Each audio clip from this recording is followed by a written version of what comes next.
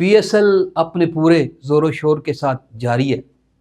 کوئی شائقین نہیں ہے وہاں پہ, کوئی دیکھنے والا نہیں, لیکن کچھ انڈین سٹائل پہ اداکار پاکستان فلم انڈسٹری سے تعلق رکھنے والے اور کچھ اداکار پاکستان ڈرامہ انڈسٹری سے اور کچھ ماڈلز وہ گائے بگائے دیکھنے کو ملتی ہیں, اپنی سرگرمیوں کے اندر مصروف وہ ضرور ملتی ہیں. لیکن اس کے بیچوں بیچ اب تک کئی تنازعات اس پی ایس ایل کے اندر سامنے آ چکے. لوگوں کو دلچسپی ہے, لوگ چاہتے ہیں کہ کرکٹ دیکھنے کے لیے جائیں, مار دھاڑ دیکھیں, چوکے چھکوں کی برسات دیکھیں, لیکن معاملہ کچھ کافی سیریس ہے. سب سے پہلا ایشو جو نسیم شاہ کا بنا اس کے اوپر بات کرتے ہیں کہ نسیم شاہ زیادہ ایج نہیں ہے, صرف 23 سال عمر ہے.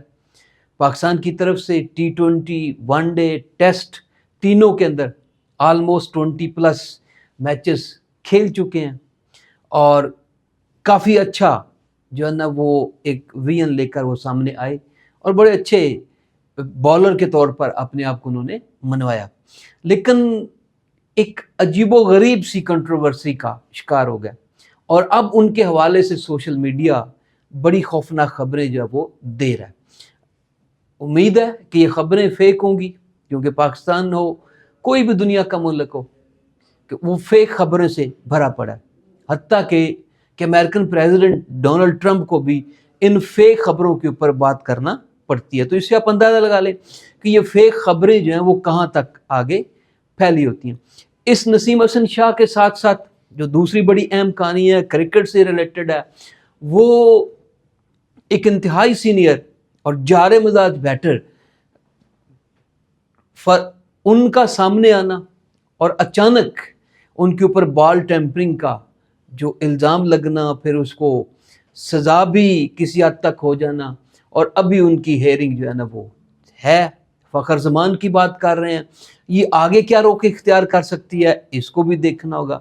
اور اسی پی ایس ایل کے اندر کمنٹری کا معیار وہ قابل بحث ہے, اس کو ضرور ڈسکس کرنا چاہیے کہ جو کمنٹری ہم کر رہے ہیں وہ کیا کر رہے ہیں. تو ان کے اوپر ڈیٹیل سے بات کرتے ہیں. میں ہوں میاں افتخار اور آپ ہیں ہمارے سی نیوز ڈیجیٹل پلیٹ فارم کے ساتھ. اگر مٹیریل اچھا لگے تو کہانی کو, چینل کو ضرور لائک سبسکرائب کیجیے. تو پہلی سٹوری کی طرف آتے ہیں, وہ نسیم شاہ کی ہے. نسیم شاہ ایک اچھے بالر کے طور پر سامنے آئے, خاص طور پہ سوئنگ بال کرتے ہیں اور دنیا میں ان کو اپریشیٹ کیا گیا. کئی گراؤنڈز کے اندر, کئی میچز کے اندر بڑی اچھی پرفارمنس ان کی سامنے آئی. مشکل وقت کے اندر اچھی بیٹنگ بھی کر جاتے ہیں, سارے لوگ جانتے ہیں. افغانستان کی ٹیم کے ساتھ انہوں نے جو حشر کیا چھکے لگا کر اور پاکستان کو ایک ڈوبا ہوا میچ نکال کے باہر, تو وہ وکٹری کسی کو بھول نہیں سکتی. اسی طرح بولنگ سے بھی انہوں نے اپنے جوہر دکھائے, لیکن ابھی ایک جوہر جو ان کی طرف سے دکھایا گیا, اب اس کے بارے میں کہا جا رہا ہے کہ میرا اکاؤنٹ ہیک ہو چکا تھا اس لیے میں نے نہیں کیا. وضاحت دی جا رہی ہے کہ مریم نواز آتی ہیں پی ایس ایل کی تقریب, اس میں شرکت کرتی ہیں. حالانکہ تقریب تو پوسٹ پون ہو چکی تھی, لیکن مریم نواز اپنے پورے لاؤ لشکر کے ساتھ آتی ہیں. مریم اورنگزیب بھی ہیں, دوسرے لوگ بھی ہیں. تو ان کے ایکس اکاؤنٹ سے ایک ٹویٹ جو ہے نا وہ سامنے آتا ہے اسی دوران جب یہ تقریب ہو رہی ہوتی ہے, اور مریم نواز اپنی پوری لش پش کے ساتھ وہاں پر پہنچتی ہیں, اپنی پوری آب و تاب کے ساتھ وہاں پہنچتی ہیں. تو انگریزی تو مجھے بھی اتنی نہیں آتی, لیکن اس کا اردو ترجمہ آپ کو بتا دیتا ہوں کہ اردو میں یہ لکھا جا سکتا ہے کہ اگر شائقین نہیں آتے تو ان کو ایک ملکہ جیسا ان کے ساتھ رویہ کیوں اختیار کیا جا رہا ہے. یہ انگلش میں ٹویٹ تھی ان کی, اور دیکھتے ہی دیکھتے جنگل میں آگ کی طرح پھیل گئی اور فوراً اس کے اوپر ایکشن بھی ہوا. محسن نقوی صاحب بھی مریم نواز کے ساتھ تھے اور وہاں پہ وہ تقریب ہوئی بھی چھوٹی سی, اور اسی دوران یہ آتا ہے اور ساتھ ہی دھوم مچ جاتی ہے. ساتھ ہی ایکسپلینیشن آتی ہے نسیم شاہ کی طرف سے کہ جناب میرا اکاؤنٹ ہیک ہو چکا تھا. کچھ دوسرے کرکٹرز کی طرف سے بھی نسیم شاہ کی سپورٹ میں بیانات آئے. محمد رضوان سامنے آئے, ٹھیک, اور پھر اسی طرح ایک اور بڑے امپورٹنٹ کرکٹر ہیں وہ بھی کوچ بھی ہیں. انہوں نے بھی کہا جی کہ کرکٹرز کا جو سوشل میڈیا اکاؤنٹ ہے وہ خود نہیں یوز کرتے, کوئی اور یوز کر رہا ہوتا ہے. کچھ اس طرح کی سامنے آئی. لیکن اسی دوران نسیم شاہ کو ایک شوکاز نوٹس سرو کیا جاتا ہے اس پی سی بی کی طرف سے, پاکستان کرکٹ بورڈ کی طرف سے, اور ان سے وضاحت مانگی جاتی ہے. ابھی تک اس کا جواب انہوں نے دیا نہیں دیا, کوئی ایسی ایکسپلینیشن سامنے نہیں آتی کہ اس کے بعد دیکھا جائے گا ان کا سینٹرل کنٹریکٹ خطرے میں پڑ سکتا ہے, ان کے اوپر آگے کئی سال کا بین لگ سکتا ہے. مطلب ایک 23 سالہ کرکٹر جو ہے وہ بہت بڑے نقصان کا سامنا بھی اس کو ہو سکتا ہے. کیوں کہ اس نے اتنی بڑی جو ہے نا وہ تنقید کر دی, اور اس ایک لائن کا, ایک فکرے کا پیچھے بڑا بیک گراؤنڈ ہے. اگر آپ تھوڑا سا پیچھے جائیں تو ملکہ لارڈز کا انہوں نے انگریزی کے اندر لفظ لکھا ہوا, ٹھیک ہے, یہ جاتا ہے اس لارڈ اسٹیڈیم کی طرف. آپ کو یاد ہو انگلینڈ کے اندر لارڈ کرکٹ کا گھر ہے جہاں سے کرکٹ پھوٹی, وہاں پہ ملکہ الزبتھ آتی تھی.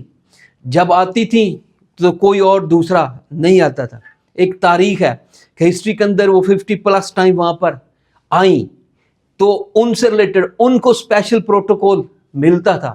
پورا اسٹیڈیم خالی ہوتا تھا. کیوں کہ they belong to royal family, وہ تو رائل فیملی کے لوگ. اور برطانیہ کے آئین کے اندر جو کہ لکھا ہوا نہیں ہے, ان ریٹن ہے, اس کے باوجود وہ اس کے اوپر عمل کرتے ہیں. اس آئین کے اندر انتہائی فلیکسیبلٹی پائی جاتی ہے.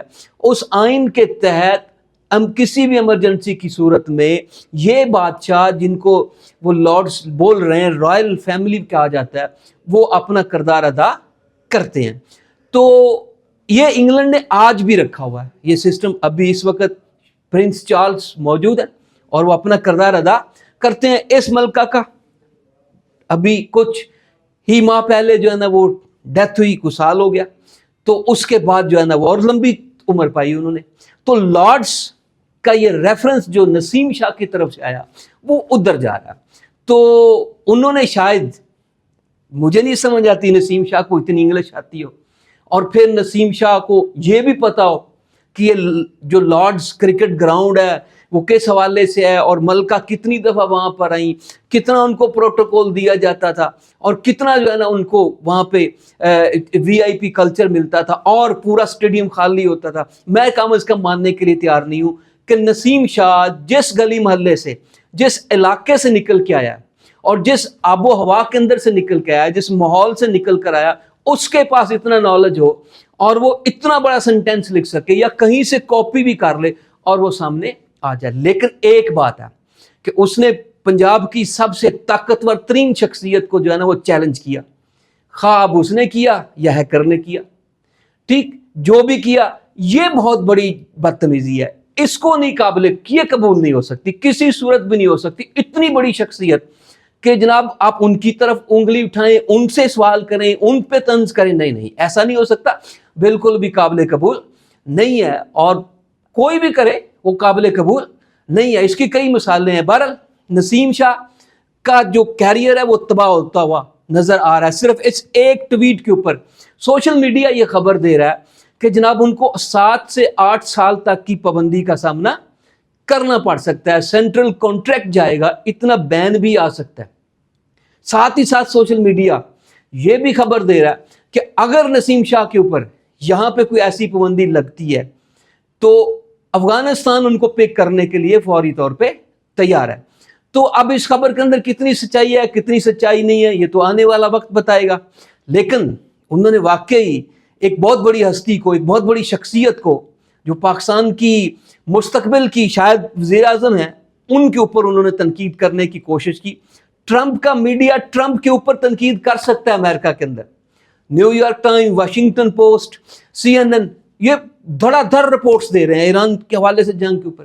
کوئی مسئلہ نہیں ہے, ٹھیک ہے.